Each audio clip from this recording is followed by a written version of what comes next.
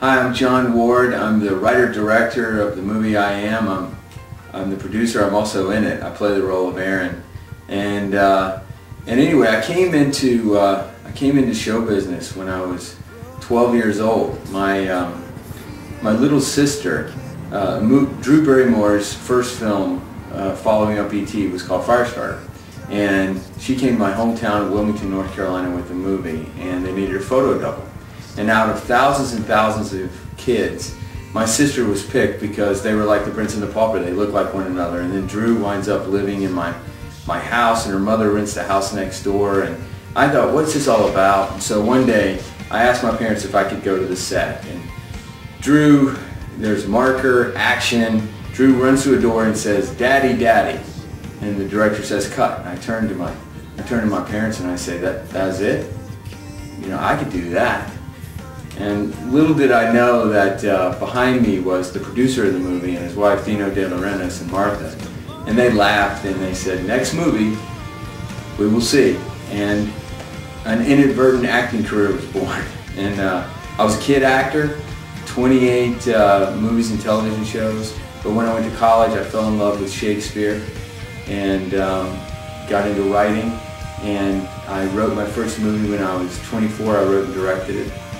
We sold that all around the world, and then I wound up writing screenplays, mostly romantic comedies. But all the while I was writing these romantic comedies, I felt like there was more I really wanted to say. And I was a person of faith, and it wasn't just enough to live that faith in my private life. And I felt compelled I needed to live that life publicly.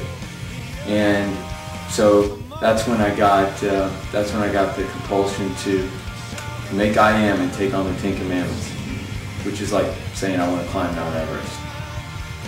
The movie's called I Am, which you may or may not know is the name that God uses for himself.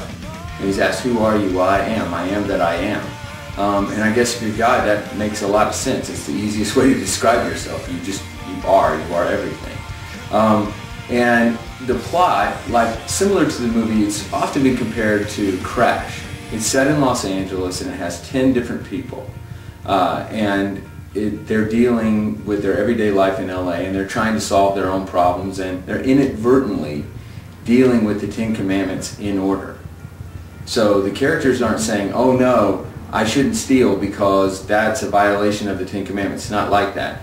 A character might steal something, and then we see the impact of ignoring the 10 Commandments. And essentially what happens is that when I ignore the 10 Commandments, it not only affects me, but it affects people I don't even know.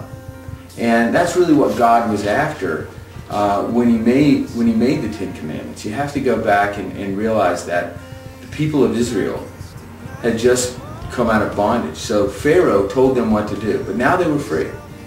And so God speaks to Moses and says, essentially, the first 4 commandments deal with us and God.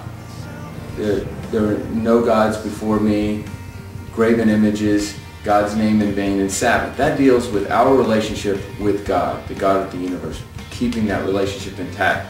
And the reason why that's important is that without God, we're left to our own devices, which leads us to the following 6.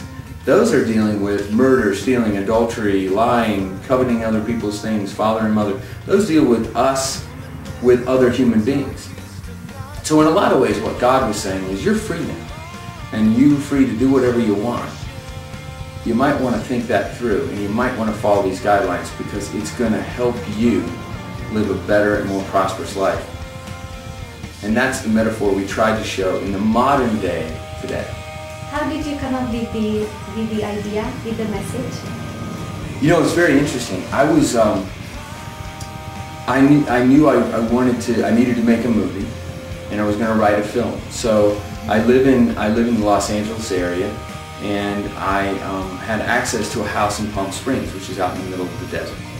So I went out there and I took 2 days. I have really small kids, so my house is really loud. And I took 2 days to go out in the desert by myself. And I took long walks, and I was trying to figure out, what do I want to say? What is the movie I want to make? And didn't watch TV, didn't do anything, just walked and thought. And I came up with nothing. And I was really kind of bummed out and discouraged, so I got in the car to drive home. Well, the big freeway, which other parts of the country call interstate highways, that runs through Palm Springs is the 10 freeway, and it takes you right back to Los Angeles. So there was a sign on the desert road, barren desert road, with a little interstate highway sign that said 10. And I thought, and it said 10 with an arrow, Los Angeles. And I thought, 10 Commandments, Los Angeles, City of Angels. And I U-turned the car, called my wife, said, you got to give me another day. And I wrote the entire outline for the entire film that night. So what I did was I went in and found the Bible, and on one side of a piece of paper I wrote the 10 Commandments. On the other side, I wrote characters and how they might deal with the 10 Commandments. And then I thought, okay, well, if this person deals with the first commandment inadvertently, they might domino effect and be a part of this person over here who's dealing with the sixth commandment. So I connected all these dots and I had a giant spider web. But I realized that that wasn't enough. Because remember, the last six of the 10 Commandments deal with us and each other. But the first four deal with us and God. And I felt that just making a movie about the 10 Commandments and the consequences of them would be nice, but wouldn't be enough. That I needed to show God and His total love, His unconditional love for us, regardless of what we do. Remember, in the parable of the lost sheep, you have 99 sheep who did the right thing and one who did the wrong thing and didn't listen to the shepherd. Now, kind of implicit in that is the idea that that one sheep was naughty. It's not innocent. It didn't listen. It went off and put itself at risk. Logic would say, keep the 99, lose the one. But Jesus goes out of His way to show us that His heart is for all of us, regardless of what we've done. The prodigal son also articulates that point. So I wanted to put that on film. And that's why the title became I Am. In fact, at the top of the page that night, I had written the 10 Commandments. And on that very page, I scratched it out and wrote, I am. And the reason is because I created this character who deals with each one of the humans. And he deals with them not at a church or from a pulpit or from a burning bush. He deals with them where they are. One of the characters lost his son, has an alcohol problem. Well, he's the guy sitting at the bar. Another character drives in his car all the time. He's the guy sitting in the passenger seat. Another character is obsessed with his wealth and his money, and he just hangs out at the pool with him. And another woman is just destroyed by some of her choices, and he's in the dark, in the private of her apartment. So I wanted to show an intimate God, a God that was in incredible desire for relationship. And so we created this character called I Am. At first we called him X because we just didn't want to give him a name. And then we thought, no, he needs to be revealed for who he is. So we created a character called I Am. And so I put this God veneer over this spiderweb story of the 10 Commandments to try to singe together those 2 points. Is it like a voice?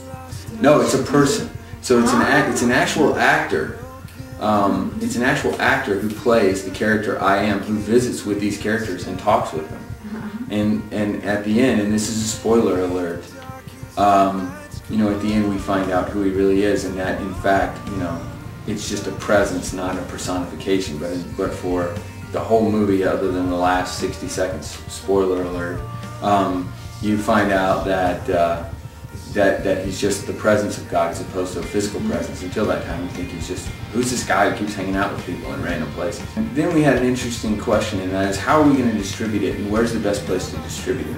We talked about the common way to release a movie, which is to put it in the movie theaters. Well, the problem is that it's a smaller film, and it would have a smaller release. And first of all, we realized that if we put it in theaters, a lot of people wouldn't be able to, they would have to drive like 5 hours to get to the theater because we couldn't get into every city in America.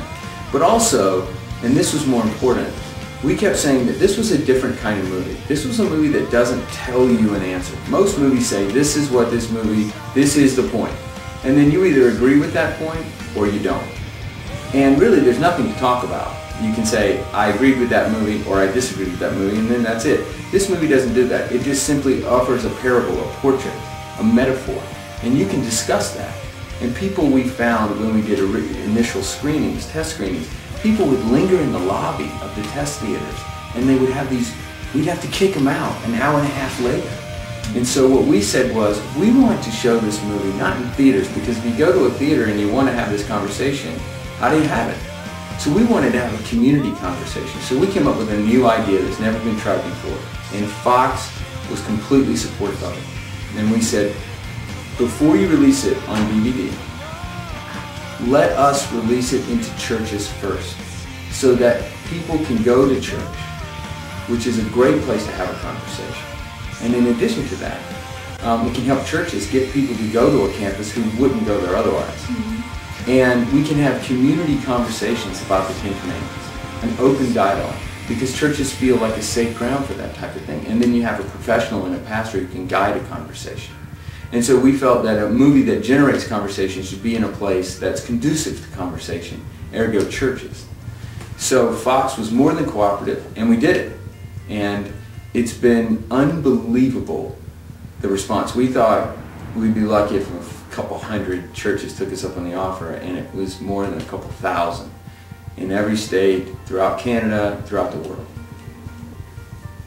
So one of the biggest challenge in making this movie by far was I had written a movie called I Am, where the title character was God. Now, God's been played in movies before. I mean, Morgan Freeman played him, and George Burns played him, and things like that. But those were always a little bit tongue-in-cheek. So what we had the challenge of was, how do you play God in a dramatic piece straight up? And that was a challenge. So our first rule was, it couldn't be anybody that you recognized at all, because that would be distracting, because you would go, oh, I know that person. That's not God, that's so-and-so. So we ruled that out of the gate. So then we sent out an all-points bulletin to all the agents in Hollywood saying, we're looking for anything, a child, any age, any race, any ethnicity, male, female, we don't care. Just send people in that have this presence about them. We auditioned hundreds and hundreds of people, every type of person that exists on the planet, and none of them were right. And we were getting closer and closer and closer to the time we had to shoot, and we were getting none. And one of the co-producers of the movie, a guy named Stefan Hodja, who's an awesome guy, he comes into me and he says, "You're not going to believe this."